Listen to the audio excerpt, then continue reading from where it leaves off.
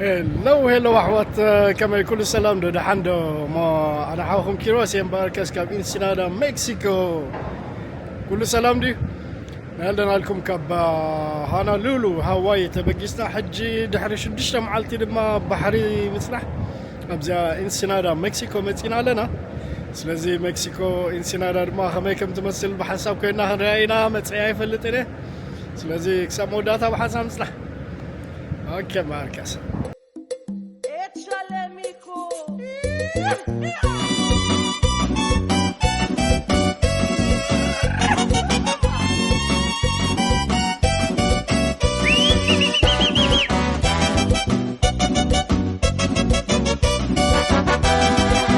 Welcome to Ensenada. Ensenada is very Mexico. nice spot, Mexico. Oh, thank you. Muchas gracias. Buenos días, good morning. How you guys doing? ¿Hablan español? Sí, poco, no. We're gonna fix that con tequila. Okay? It's the best way that we can handle that. It's a boost. It's gonna come natural today to you. Okay? Sounds good? Okay, perfecto. So please follow me, and I'll give you more information, and we'll go over the itinerary once we're out. Okay? You guys ready? First, let me count you in Spanish. 1, 2, 3, 4, 5, 6, 7, 8, 9, 10, 11, 12, 13, 14. I'm really counting you like mucho today, like a lot today, okay? If you guys ready, please follow me right here. Hello, what's your name again? Hola, soy Rebeca. Okay, she's our tour guide. Oh, Becca. Becca.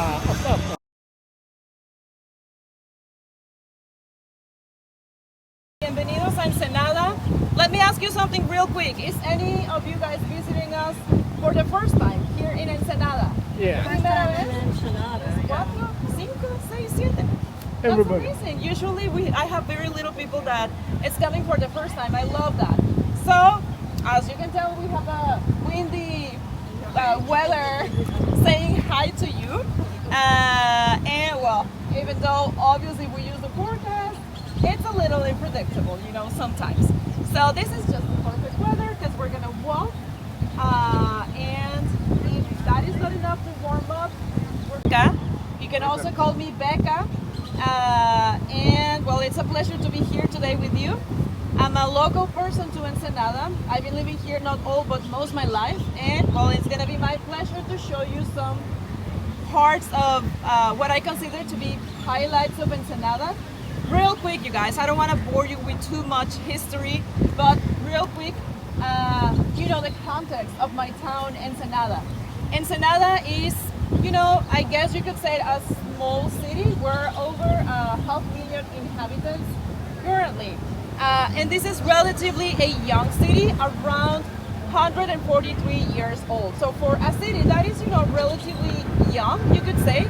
Regardless of that, we do have a lot of history. We do have, you know, many traditions, and something that is important to highlight today, especially because the walking that we're gonna get to do, is that la pesca, fishing, it's in our background as a city, as a community.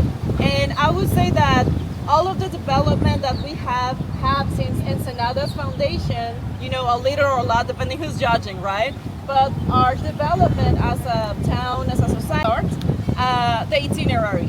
We're gonna get to walk to the Malecón, the boardwalk. The furthest of that is the fish market, the traditional fish market of Ensenada. We're gonna explore in there. I love that place. It's very small, and you know, I love it. It has a special place in my heart. From there, that's gonna be quite a shift because we're going to La Dulceria. Mexican traditional candies, the most traditional that you can ever find, not the ones that you get in 7-Eleven or no, like authentic, real Mexican candies. From there, we're going to La Calle Primera, downtown section. You guys are gonna have around 25 minutes. I'll confirm to you exactly how much time you're gonna have for shopping, exploring, you know, stretching, walking around a little bit. From there, that's gonna be our furthest walking. From downtown all the way to 2 blocks from here, it's La Plaza. La Plaza is for tacos and tequila, in that order. Muy importante. First tacos, then our tequila. We're gonna get to have around 2 tacos per person, and we're gonna have have around 7, 7 u 8 shots de tequila. Any You're más gonna van a hablar en español. At the end of the excursion, you're gonna speak Spanish. Okay, perfecto. borracho. Muy borracho. Una Your word. cerveza, por favor. Una cerveza, por favor. Please repeat after me. Borracho. Borracho. Muy bien. Otra vez. Borracho. Borracho. Yeah. Do you know what you're saying? Yeah. Drunk. Drunk. Es muy importante word, okay? That being said, if none of you guys have any questions, échale, mijo.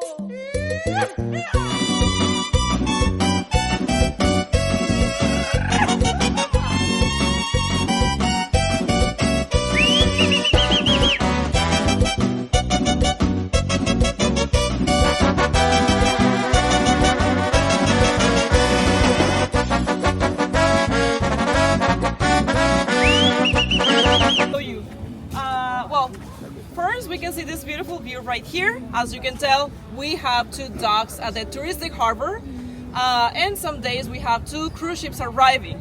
So besides your cruise ship, we also have Carnival, which is the one arriving around here. There's also Disney, Princess, Royal Caribbean, Norwegian, you name it, a variety of them. Also, as I briefly mentioned, we can see at the back there's some containers, and as well we can spot some cranes. That is because they're moving containers back and forth to Asia, different destinations in Asia. And obviously that is the first being the white building that we can spot just in front of us. The name of that building, you guys, is Riviera. And Riviera is quite iconic to Ensenada. Because Riviera, okay, a little bit of, remember I mentioned the context of Ensenada. This is a young city, about 143 years old. So when they start building Riviera, that was back in 1912. They ended up by mid-30s. This was a casino and a hotel. By that time, Ensenada's population, to be more specific, yeah, right over there, in Riviera. So this is the quick story behind it. I mentioned that while it was working as a casino, it had different managers as well as different owners. And for some years, the owner, I really love this, the owner was a lady, fue una mujer. She was also from the US, and her name was Marjorie King Plant. So she was the then owner of Riviera. And, you know, there is this urban legend that says that Marjorie got up with a local boyfriend, a Mexican boyfriend. And this boyfriend was apparently some sort of a player or a womanizer. So eventually, we have a much worse word for that in Spanish, but I'm gonna just not say it, okay? A womanizer. So eventually that causes that Marjorie got heartbroken. I don't know. Now, I don't know what you guys do in the US or how do you cope with that type of situations. What we do in Ensenada or in Mexico, we just drink a lot of tequila for solving our problems. That included, why not? So, you know, she was playing by the local rules. She made really good friendship with one of the bartenders whose name was David Negrete. So he knew her taste really good. And the thing is that back in the day in Mexico, when we asked tequila, it was straight tequila. Just tequila, not drinks with tequila, but she wanted a drink with tequila on it because, you know, she was a lady. That was probably too much for her. So she requested a drink with a lot of tequila. David started, you know, blending ingredients, removing other that she didn't like that much until she finally agreed to this is what I like. In fact, she liked it that much that whenever she would arrive to the bar, that's the drink that she was looking for. So since he was a local, obviously he'll speak Spanish, it will be very logical to start calling that drink Margarita, because he thought it would be some sort of translation for her name in Spanish. Margarita for Marjorie. So échale, mijo. Échale, mijo.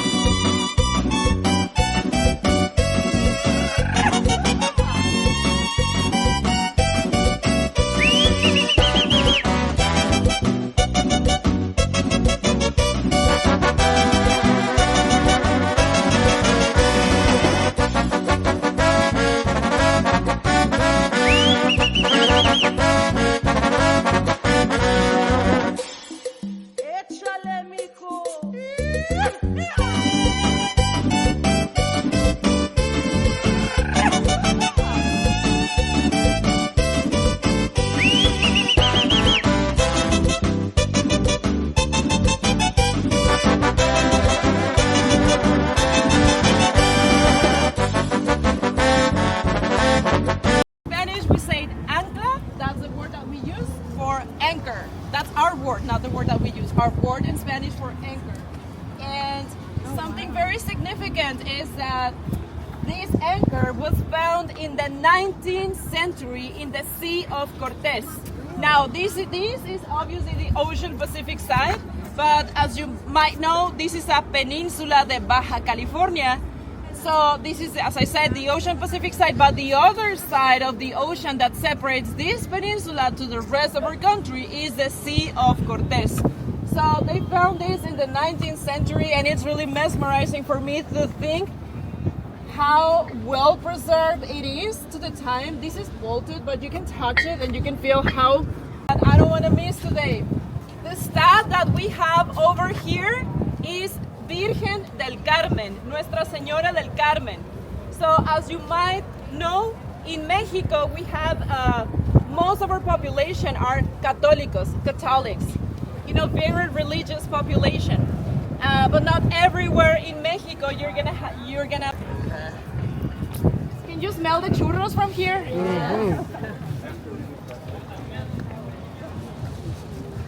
So this is the foodie section of the boardwalk. You're gonna get to see ceviche, micheladas, fish tacos. Something that you might not know about the fish tacos. Have you tried it before? Yeah. Yes? Okay, let me tell you something. When you're enjoying a fish taco here in Ensenada, what you're eating actually is just not any fish. You're eating, and I'm gonna say this first in Spanish, you're eating tiburón. Does any of you guys know the meaning to that word? Do you know it, sir? Tiburón. It means shark. To be more specific, mako shark.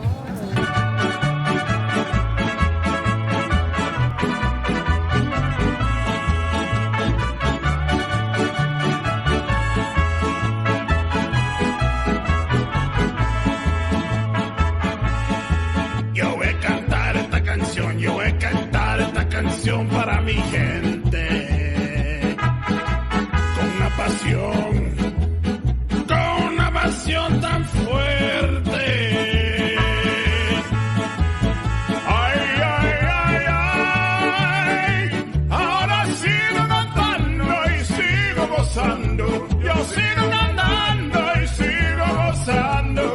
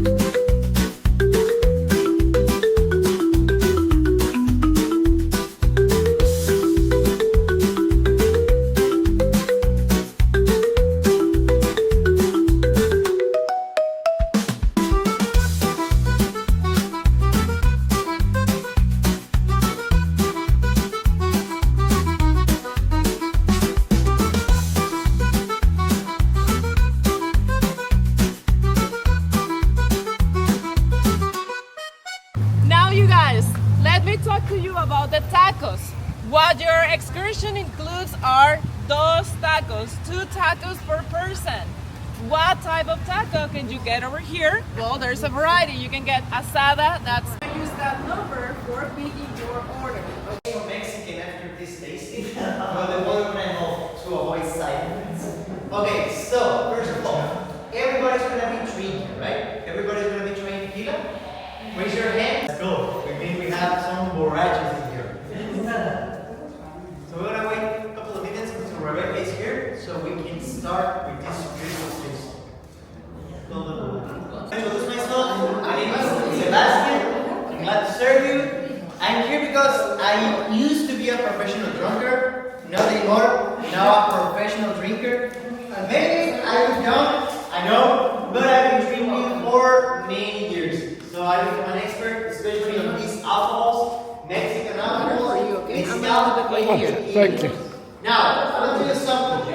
Probably, and I hope, it's not going to be your first time drinking tequila. It is not, right? You have tried tequila before? So your first